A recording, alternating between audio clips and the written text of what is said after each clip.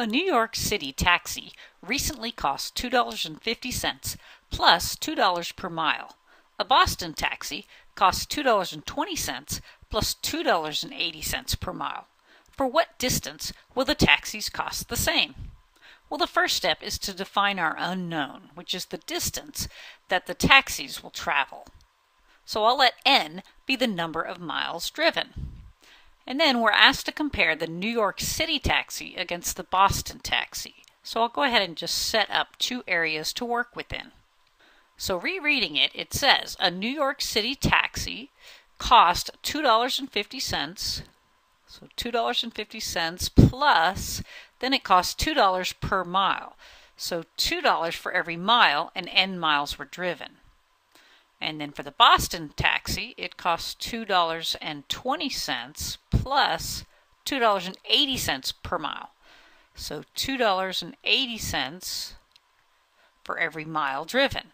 And they want the taxis to cost the same. So these will be equal to one another. So the first step then in solving this equation is to get n on the same side. So I'll go ahead and subtract 2n from both sides. And while I'm here, since I know there's more n's on this side and they'll be left here, I'll go ahead and remove the $2.20 from this side and then also from the other side.